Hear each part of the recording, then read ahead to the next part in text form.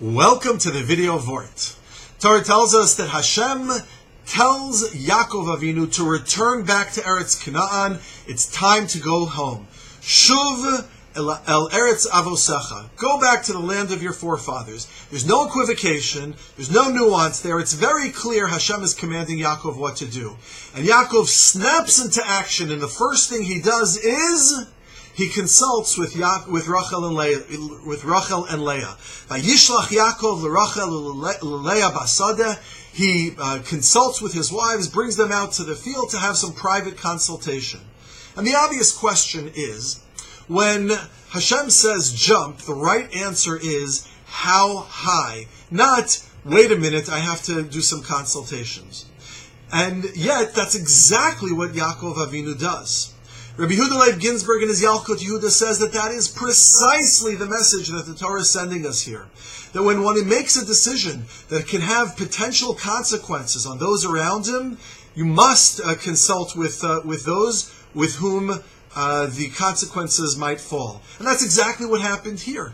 Yaakov was told to go back to Eretz Canaan. He didn't know what was going to happen. He didn't know if Esau was going to kill him. It was a risky venture that he was going into. And to do that for himself, well, that's one thing. But to risk something on somebody else's cheshbon, on the cheshbon of his wives and children, that's an entirely different calculus. And therefore, Vayishlach Yaakov. Yaakov sent for his wives to consult before ultimately making the decision to return to Eretz Canaan.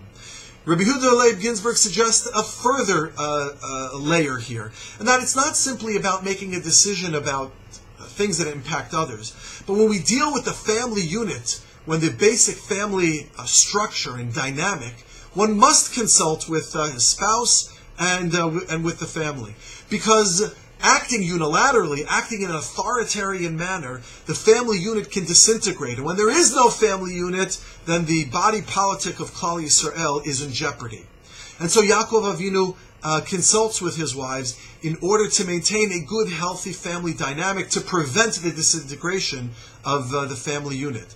But it's not just about preventing disaster. It's also about building something healthful and healthy.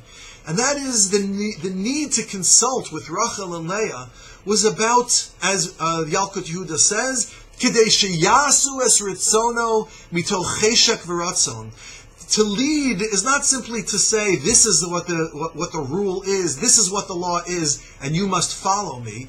Even with consultation, it is to bring them along so that way they will follow and take the same decision of their own volition, of their own desire, mitoch cheshek v'ratzon, from their own internal desire. That's true leadership.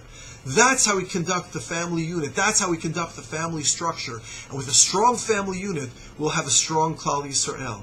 When Hashem says jump, we say how high. But sometimes we have to consult with others. And that is the message of Yaakov, even in the face of a mitzvah from the Ribono Shel Olam himself. Good Shabbos.